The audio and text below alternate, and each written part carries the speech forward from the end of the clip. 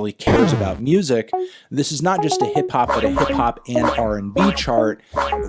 These two genres are very separate genres. I know there are artists like Drake that kind of cross the two, and they've done so successfully for years upon years upon years upon years, but Jesus Christ, it's not the 80s, it's not the 90s anymore. We don't need to lump these two categories together in a subtly racist way where it's like, oh yeah, this is like urban music, we're just gonna go put this over here. But because we had the list that we do, going down further, Bruno Mars, That's What I Like, I don't mind that song. That's a great song.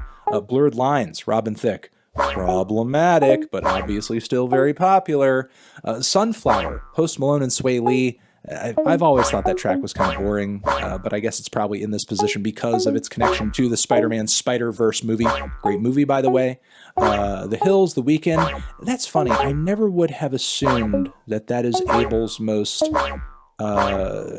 commercially or at least like chart performance-wise successful song, but I guess it is. There are other songs of his that I like so much more, but Rockstar, Post Malone, the first track after Thrift Shop that I guess you could say is vaguely hip-hop, especially considering the 21 Savage feature, which I love. I love that feature on that track, and I like this track a lot too. I think it is an accurate representation of these elements of pop and R&B and trap music, as well as what some might call mumble rap, all coming together into one gargantuan single. You may not like it, but it is kind of the sound of the era, and it's one of the better representations of the sound of the era. We then have Drake with One Dance, which, goddamn.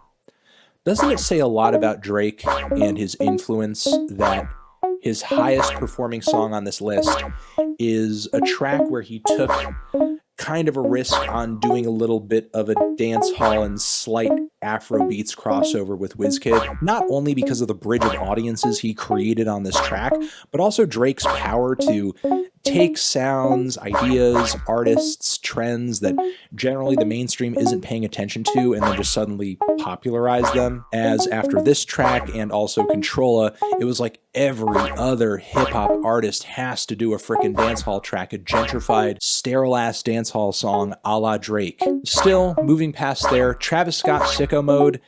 I love this track. I don't mind this track being so high up on the list. God's Plan, Drake, incredibly boring, in my opinion. Trap Queen, Fetty Wap, which is a cut that I don't hate, but I think is another example of, you know, like that Macklemore effect, where in this decade